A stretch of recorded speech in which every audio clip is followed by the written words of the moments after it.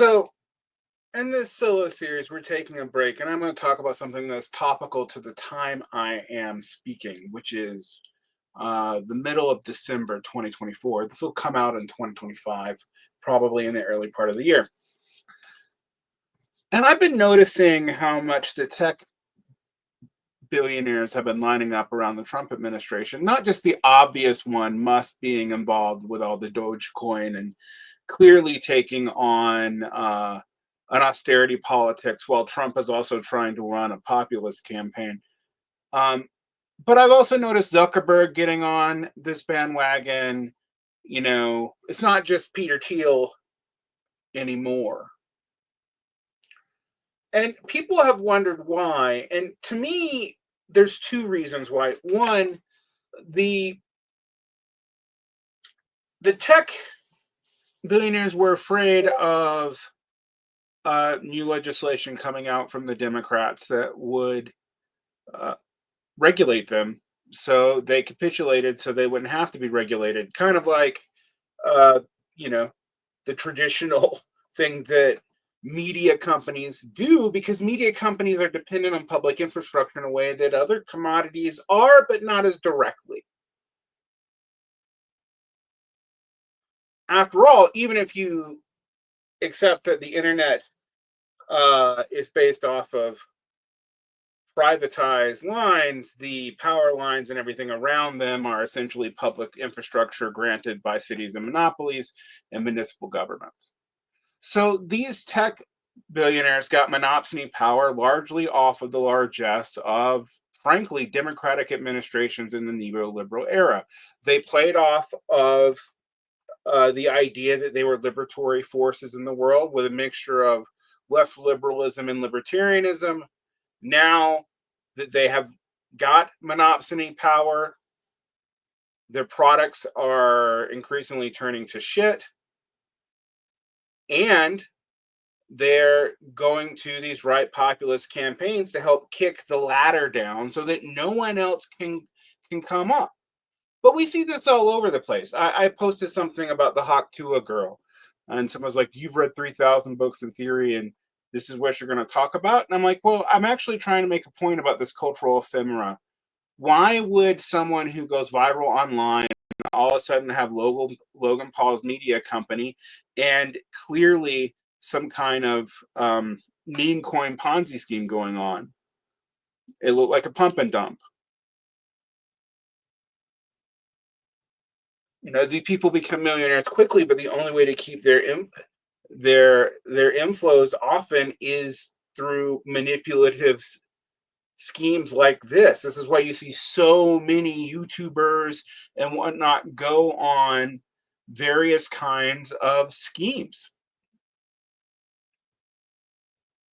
I mean, it's bad enough that a lot of people sell you politics, and I don't mean in a small way where you're paying someone a small rent, say $3 to $10 a month, to give you some information, but in like you're paying someone off to give you the dream that you are helping build a party that never seems to come to fruition, or you are involved in parties that seem to have way more resources than their membership would allow, while the DSA is skirting bankruptcy.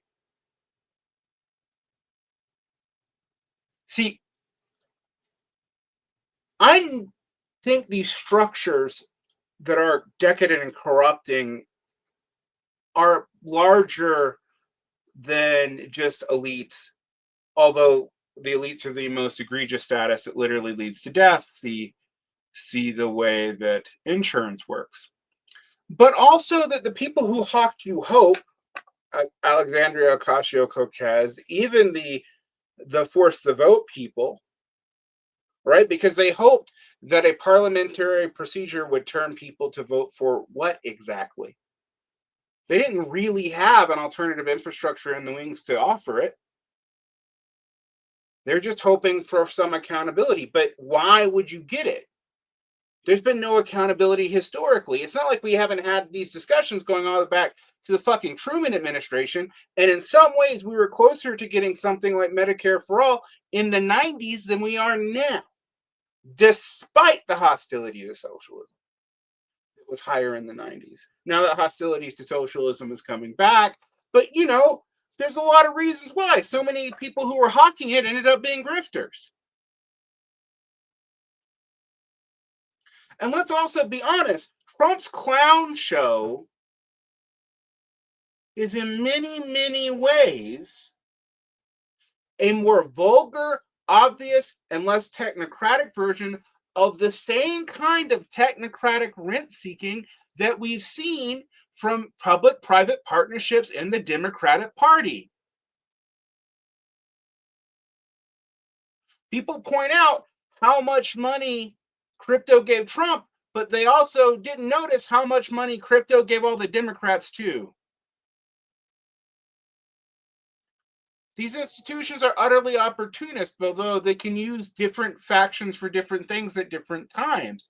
But if you think they're not playing both sides, the people who play one side are actually a little bit rarer than the people who play two.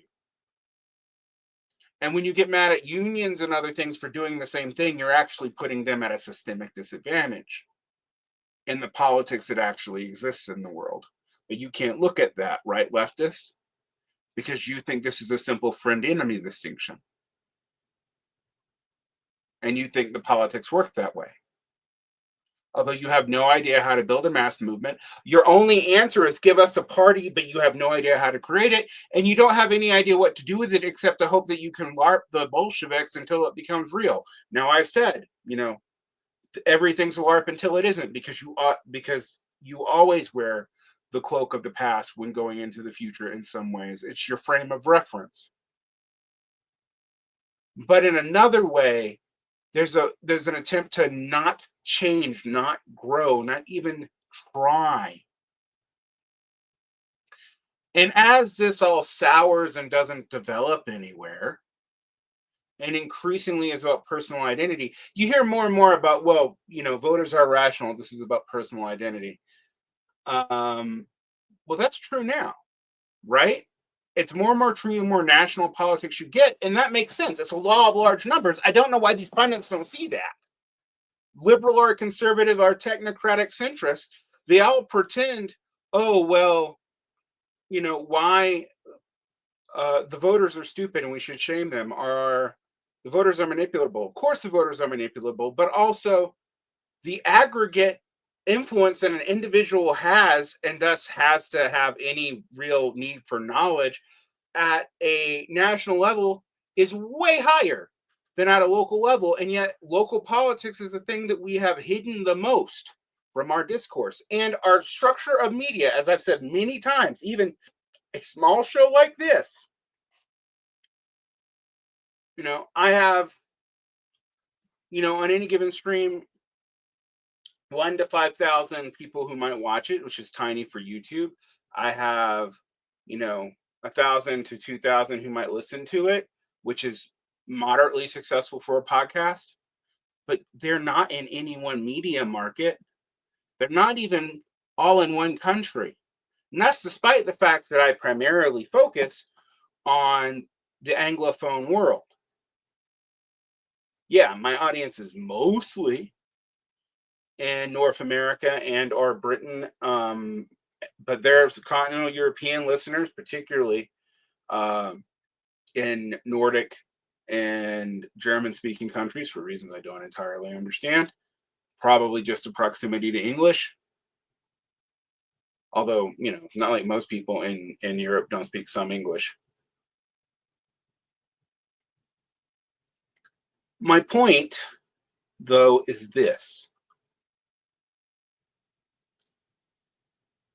AOC, when asked about the United Healthcare shooting, talked about the systems of violence, which, the systems are violent, right? Well, there's two things here. There's an avoidance of personalization, which I don't have a problem with, but I know some people do. But there's also an avoidance of talking about the fact that there's a reason these systems are violent. It's a lot harder to oppose capitalism when you can't even admit it's going on.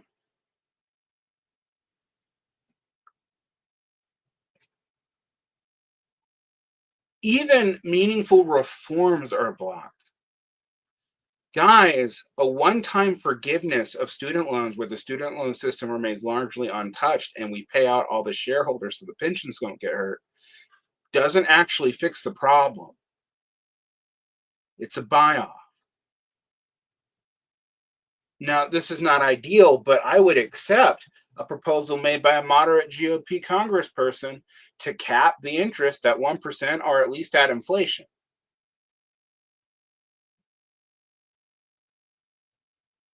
It would diffuse a lot of the complaints. Now, is it ideal? No, but it would be more systemically impactful than one-time forgiveness once, seemingly arbitrarily because of COVID. And all these executive functions and the courts have thrown all these systems into utter chaos. So you can't even argue that the technocrats were administering this competently. They weren't. So the idea that the clown show is this big danger to the competence, well, it's true. The clown show is actually. But also, it's not like these people are that competent now. Everything seems like rent seeking because effectively it is. Even the industries that are in traditional commodity production, say like car manufacturing, are profitable because of protecting the national industry at the expense of American consumers and cheap EVs. Now, we don't have the EV infrastructure really built up in America anyway, particularly since it often is proprietary and regional, but nonetheless,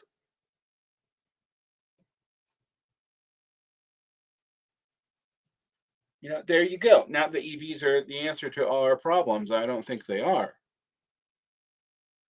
If you look at rail capacity per expenditure, just the sheer ability of rail to move people versus highways to move people, it is absurd that we pulled up so much of the rail infrastructure. And that's not just true in America, although it's way worse in America.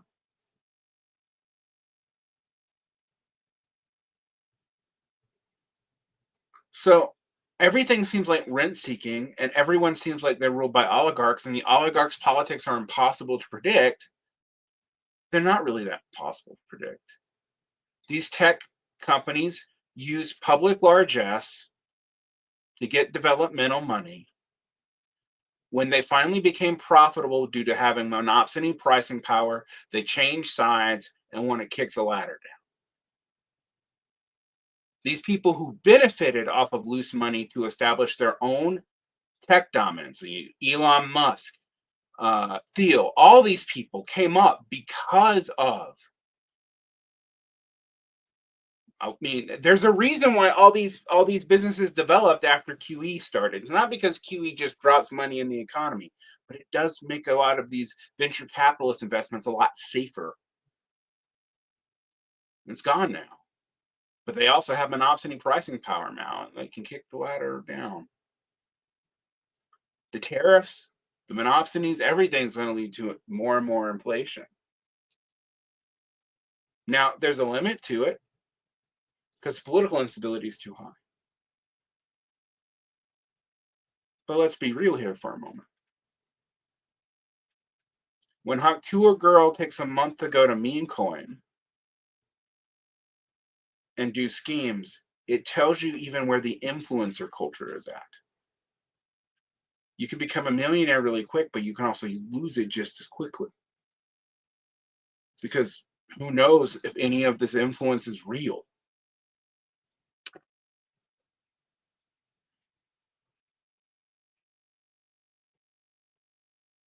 This is where you're at. Denying it will change nothing. And that's not even getting to the environmental cost. Like and subscribe, protect your peace.